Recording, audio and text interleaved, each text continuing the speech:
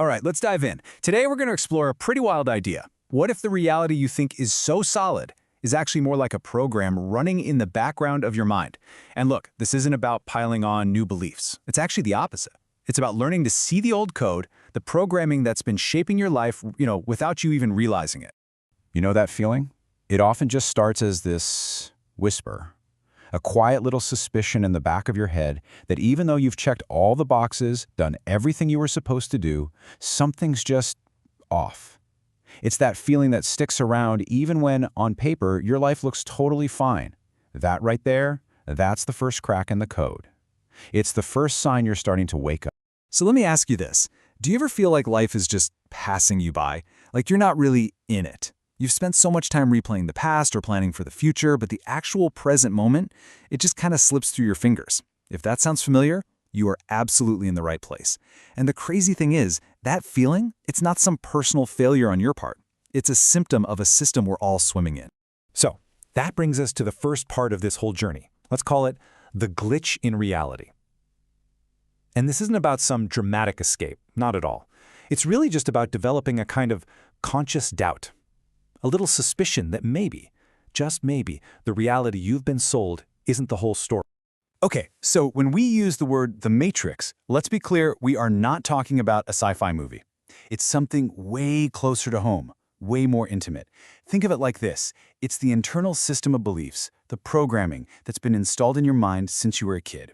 It's the collection of rules and stories you got before you even knew how to question them. It's basically your mind's operating system running quietly in the background. And this programming, this mental software, it teaches you all sorts of things, right? Who you should be, what's worth chasing after, what success and failure even mean, and, maybe most importantly, when you're finally allowed to be happy. But here's the really sneaky part. It's never presented as just a set of opinions. Oh no, it's presented as objective reality. It's just the way things are. And so, it ends up shaping your entire life, your dreams, your fears, your very identity, all without you ever really signing up for it. And this really gets to the heart of it. The system, this internal program, it doesn't actually want you to be fully conscious. It wants you to be predictable. Why? Because a truly conscious person is, well, they're a wild card. They don't just consume on cue, or obey without question, or get scared when they're told to. The system thrives on predictability, on autopilot. It loves speed and noise and endless distraction way more than it loves deep, quiet, meaningful thought. So the big question is, how do we start to unplug from this thing? Well, we're going to start by looking at the main pillars that hold this whole mental structure up. And the first one is our very concept of time. The Matrix has this really clever and honestly pretty destructive way of handling time. It takes the present moment, which is the only thing that's actually real, and it just shatters it into two pieces. Suddenly, the past is this giant library of all your regrets and guilt. And the future? That becomes this scary movie filled with what-ifs. You're left constantly trying to manage time instead of just living in it. You're basically trapped between a past you can't change and a future that isn't even real. You ever say this? I don't have time. We all do. And that phrase, it is one of the most powerful lines of code in the entire program. Seriously, it's not a fact. It's a command. It's a kill switch for deep thought. It cancels self-reflection and gives you the perfect excuse to just keep living on autopilot. Because, let's be real, if you actually had time to think about something, you might start to question it.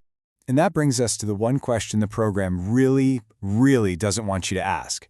Who are you really?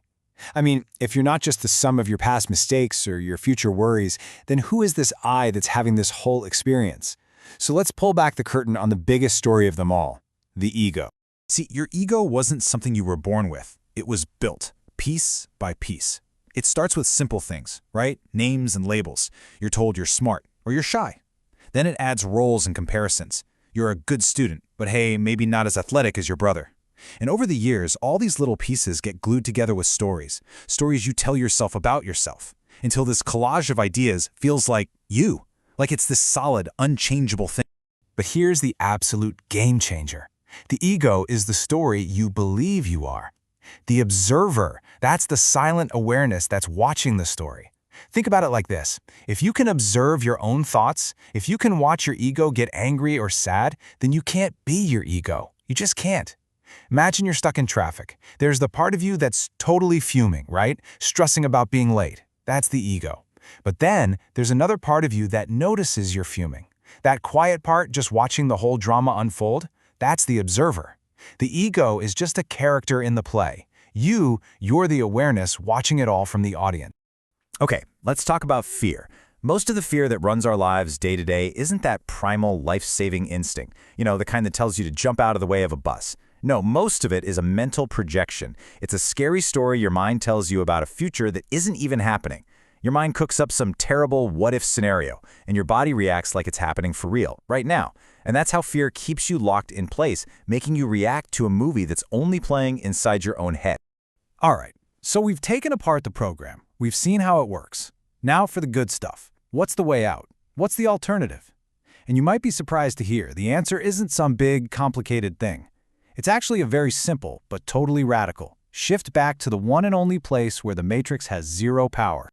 See, the way out isn't some grand, dramatic escape. You don't have to wage a war against your own mind or fight the system.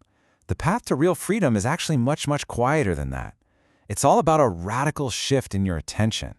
It's simply about learning to gently redirect your focus away from the stories in your head and back to the reality of what's happening right now. So here's a really simple practice you can start with. Just try this for the next couple of days. First, just stop. Don't try to fix or change anything about yourself. Second, just observe. Pay attention to when you act on autopilot. Notice when you say something like, well, that's just how things are, without really thinking about it. And third, and this is crucial, just note it. Don't judge yourself for it. The simple act of noticing your own programming without any judgment is what starts to loosen its grip. And you have a secret weapon in all of this. It's your body. Think about it. Your mind can wander all over the place, right? And get lost in the past or spin out about the future. But your body can't. It is always right here, right now. The breath you're taking is happening now. The feeling of your feet on the floor is happening now. Your body is the ultimate anchor that can pull you out of the crazy storm of your thoughts and plant you right back into reality. So what does this actually look like, in real life? Does unplugging mean you have to go live in a cave somewhere? Absolutely not.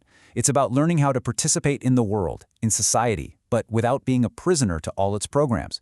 It's about finding freedom within your life, not running away from it. And when you start living this way, you start to see real, tangible changes. For one, your decisions aren't constantly driven by fear of what might happen. Your relationships become so much more real because you're not just playing a role anymore. And you get back a ton of energy that you used to waste defending this fake story of who you thought you were. You're still in the game of life, but you're no longer defined by it. And this is the ultimate takeaway. The Matrix doesn't just vanish into thin air. The programs, the stories, the pressures from society, they're all still going to be there. But the difference is, they lose their power to control you, because you finally see them for what they actually are, just mental constructs, not the absolute truth. And when you stop feeding them your attention and your belief, they can't touch you. So in the end, after all this talk, it all comes down to this one single point. This is it. This is the only place life is ever actually happening. This is where all your power is. This is the way out. And the most incredible part? It's been right here waiting for you the entire time.